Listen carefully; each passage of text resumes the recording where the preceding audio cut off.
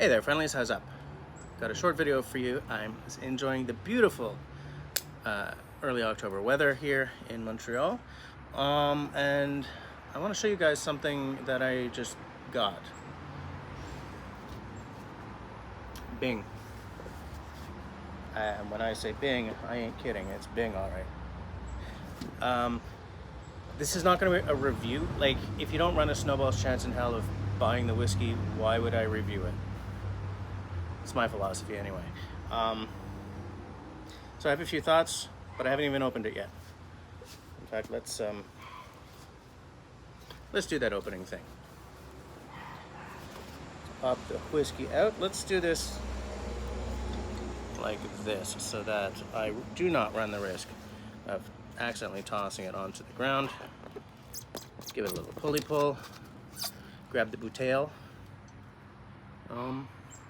Put it down. It's kind of a silk lined, or is that velveteen? Nope, that's leather. Okay, so it's a lined box, leather, a little silky.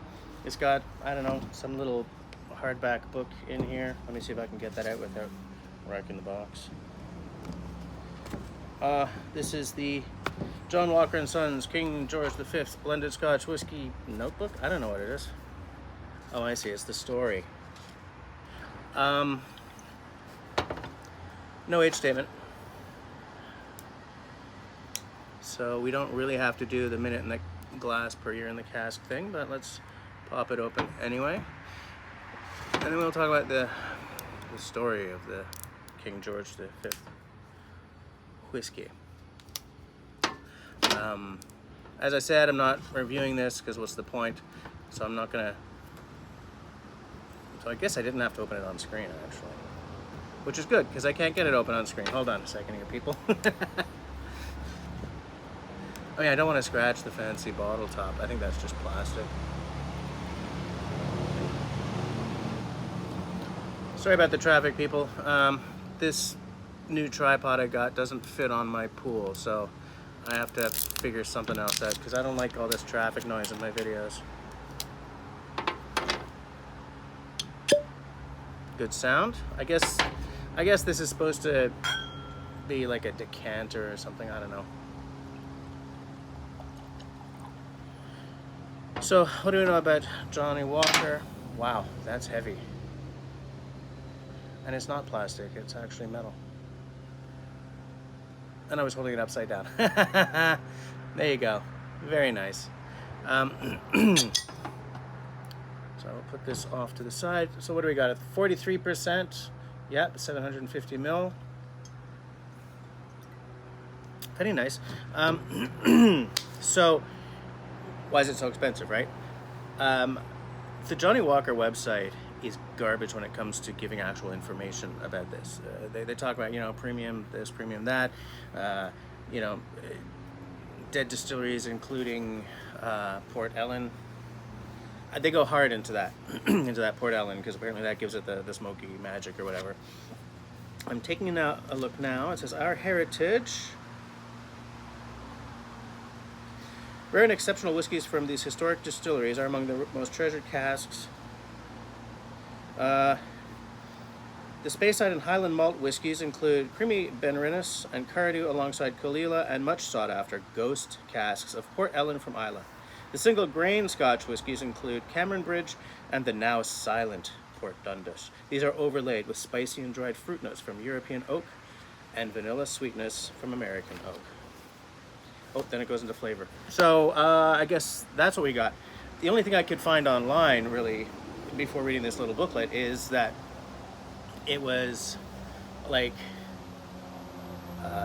what I found online talked about, of course, Port Ellen, because they go hard into that in their marketing, and then it said like Lochnagar, Cardew, and sorry about the traffic, guys, and extremely old grain whiskeys.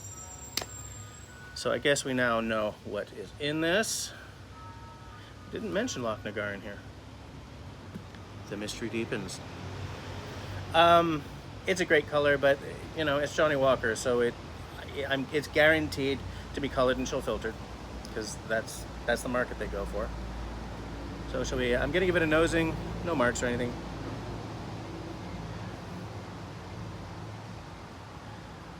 Fruity, dried fruits, oaky spice, spicy oak.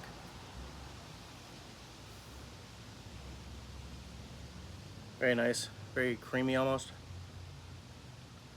And like,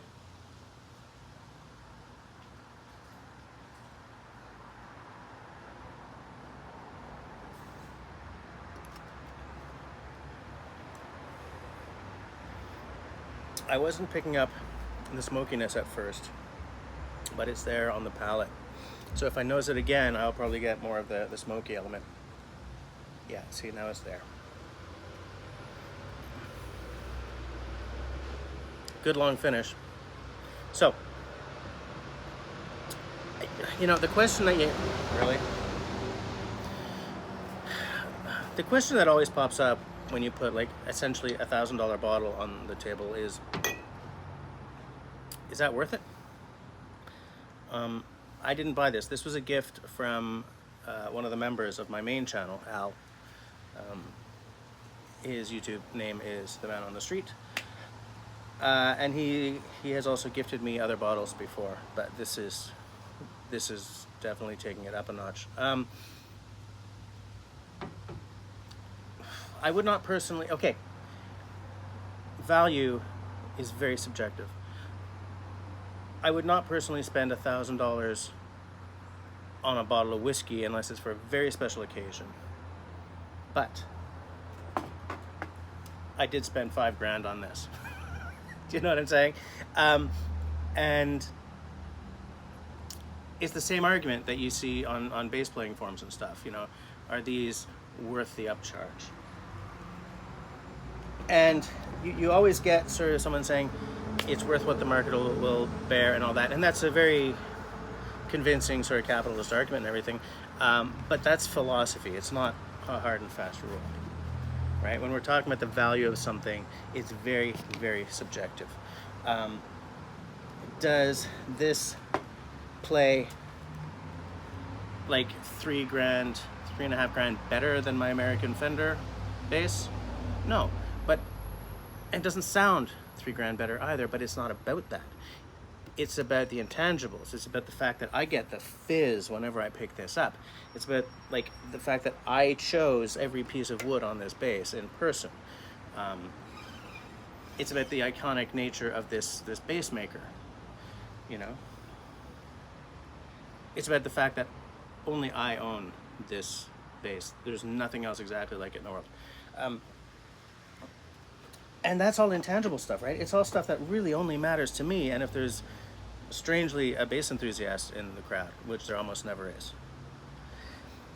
It's kind of the same thing with a bottle like this, or with, you know, a $600 bottle or whatever. Like I draw the line really at around three.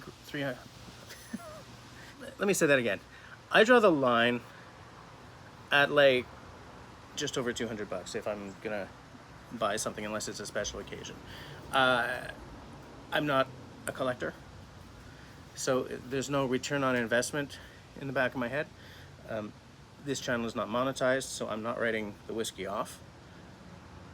And I don't make enough money to see a $600 bottle, $800, you know, this, actually interesting, this is $800 on the nose in Quebec and $8.99 in Alberta, but totally out of stock here. And because in Quebec it's a government agency, if it says $800, you give them $800. In Alberta it says $8.99, but then there's 5% federal sales tax on it. And then of course I had to spend for shipping because I don't live in Alberta.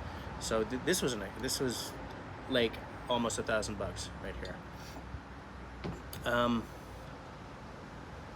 Some people will find value in this. Some people might collect it. I don't know. I think because one or two of the distilleries are dead, this may end up being collectible at some point. I don't care. I opened it. I wanted to taste it. I wanted to know what $1,000 whiskey tastes like. But when I'm calling it a $1,000 whiskey, it's a $900 whiskey. It's just everything else is tax and shipping. So what a $900 whiskey smells and tastes like, is pretty damn good. Um,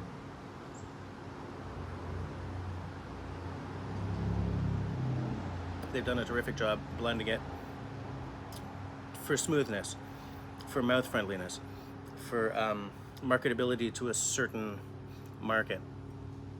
I don't think someone like Ralphie would find this to be as challenging as some of the whiskeys he likes.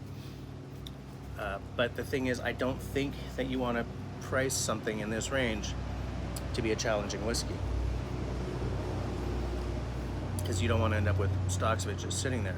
This is a very good whiskey, absolutely. And I'm glad to have it, especially because I would never have spent the money on it myself. Al is sort of a Johnny Walker enthusiast. Well, he might be a Johnny Walker authority, actually. He knows what he likes. He's got all the blues. Yeah, so my thoughts are, this is a mind-blowingly expensive bottle at my pay rate. It's a very expensive bottle. It's very good. It's definitely the smoothest of the Johnny Walkers. Knowing that there's juice in there from closed distilleries makes it kind of desirable in a lot of ways. I wanted to talk to you about why it's called the King George V. This bottle commemorates the first royal warrant that was given to this distillery. That was King George V.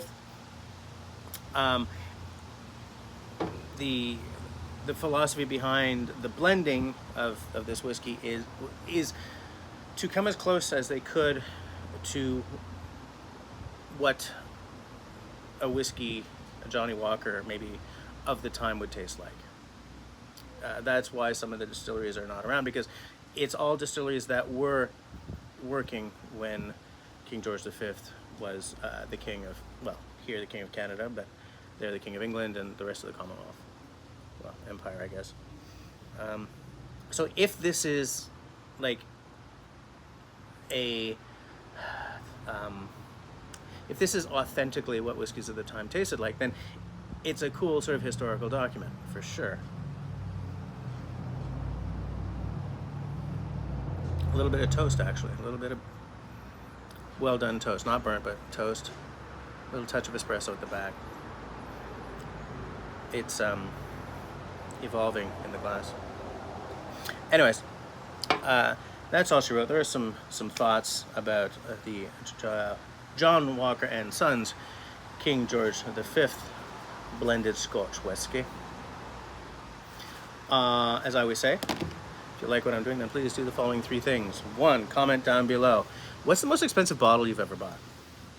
I want to know. 2, share this video. That helps me more than you could possibly imagine. And 3, leave me a smiley thumb. If you don't like what I'm doing, that's all right. Leave me a friendly thumb. Thanks for watching, guys. Oh, I forgot to mention something. I couldn't afford this either. It was a 40th birthday gift to myself, and I saved up for like 5 years to buy it. So I wasn't showing off my moneyness or anything like that. It's just talking about the worth itness of certain purchases. All right.